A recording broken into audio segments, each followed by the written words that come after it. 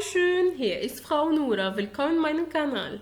النهاردة هنتعلم مع بعض درس جديد وهو تكملة للفيديو اللي قبل كده اسمه Personalpronomen und Positiv-Artikel، وهو هنتعلم فيه الضمائر الشخصية وضمائر الملكية. اللي شايف الفيديوهات بالترتيب هيكون عارف already الضمائر الشخصية، ولكن لسه ما يعرفش ضمائر الملكية. هنتعلمهم مع بعض في الفيديو ده. بس قبل ما نتعلمهم حابه بس اقولك ما تنساش تشترك في القناه وتفعل الجرس عشان يجيلك كل فيديو جديد وما يفوتكش اي حاجه. لو انت لسه مبتدئ في اللغه ولسه برضو بتشوف الفيديو ده، حاول ان انت مش مثلا في يوم تشوف 10 فيديوهات، لا حاول تنظمهم. حط البلاي ليست عندك في الفيفوريت وقسمهم ان انت كل يوم تاخد فيديو او 2. بتعمل لنفسك بلاننج، تعمل لنفسك خطة. شوف الفيديو اللي موجود، في فيديو موجود عندي بيقولك تمشي ازاي في الألماني، تبدأ بايه الأول عشان تبقى منظم. وقتك منظم، عارف هتبدأ منين، هتذاكر في قد ايه، هتوصل في قد ايه، ودي حاجة مهمة جدا وهي بتختلف من شخص للتاني. طيب خلينا نبدأ بالفيديو بتاع النهاردة. درس النهاردة بيقولك بوزيتيف ارتيكل. طيب زي ما اتفقنا في الفيديو اللي قبليه ان عندي اي اسم في اللغه الالمانيه لازم يجي قبليه اداه، سواء الاداه دي كانت معرفه عرفنا ازاي، او نكره، او نفي، او ملكيه. ادوات الملكيه هو ده موضوعنا النهارده. طيب عشان اعرف اقول كتابي، كتابه، كتابها، كتبنا، كتابكم، ازاي بقى ان انا اقول كل الحاجات دي بالالماني؟ يلا بينا نشوف. اول حاجه هنعمل الجدول ده وملخص لك الدنيا. اسمه دي بيرسونال برونومن، الضمائر اللي هو ايش انا. لما بعوز املك حاجه ليا انا، يعني ايش هنا مكتوبه عشان بس اعرف ان انا عاوز املك حاجه ليا انا هقول ايه، ايه الاداه اللي هتجيلي.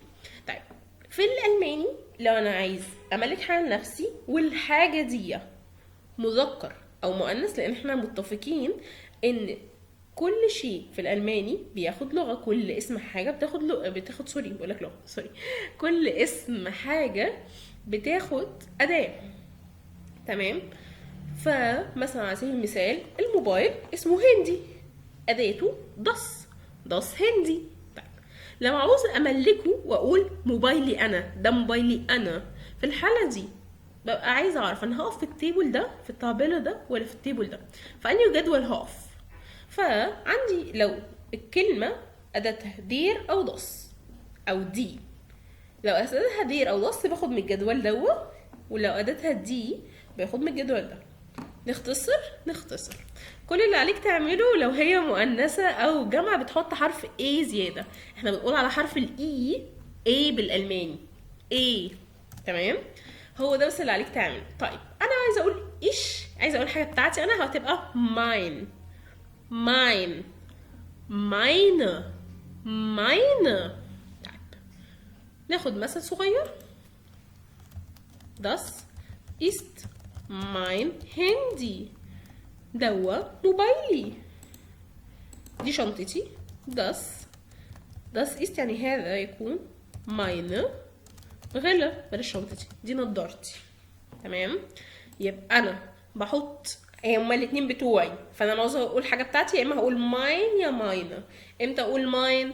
لو الكلمه اللي عندي دي اداتها الاصليه يا دير يا داس، لكن لو اداتها دي او هي جمع بحط ايه؟ ماينه.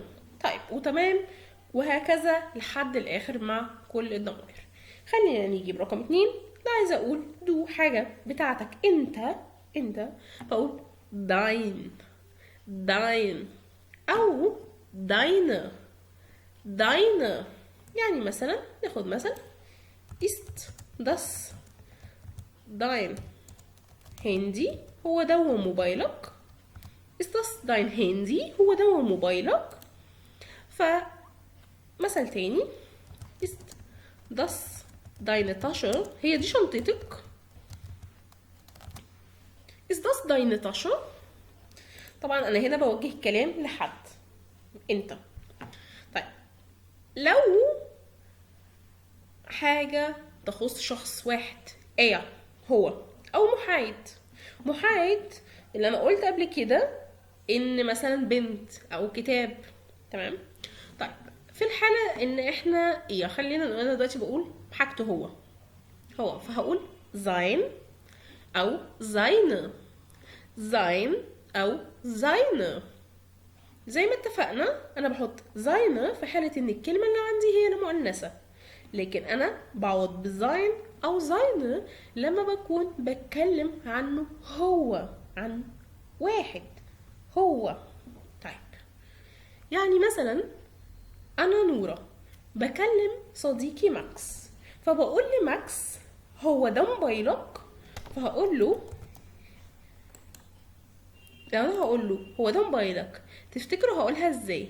هقولها بزاينه ولا هقولها بداينه؟ صحيح، برافو عليك انك ما وقعتش في الغلطه دي. هقول له هو ده موبايلك انت، is das dein Handy؟ هو ده موبايلك انت. ولكن لو انا بتكلم مع نفس صديقي ماكس وبقول له ماكس بيتر اداني موبايله، هو انت ما تعرفش هو فين موبايله هو؟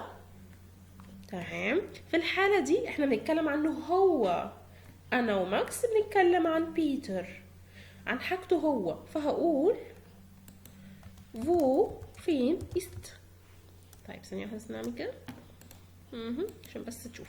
wo ist seine Handy؟ هو فين موبايله؟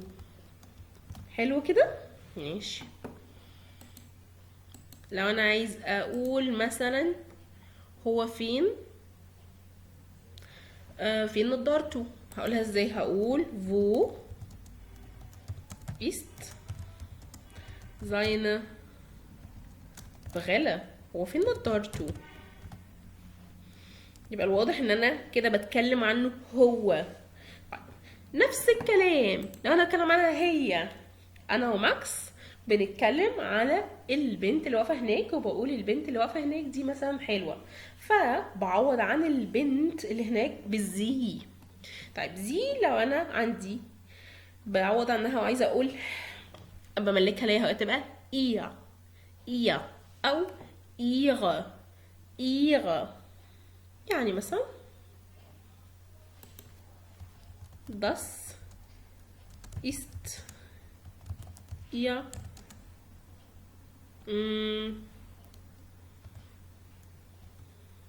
Mann.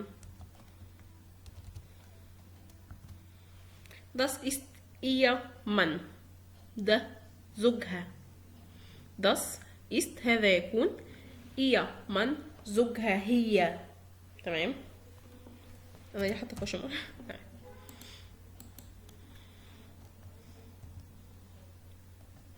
ist das ihre Lehrerin؟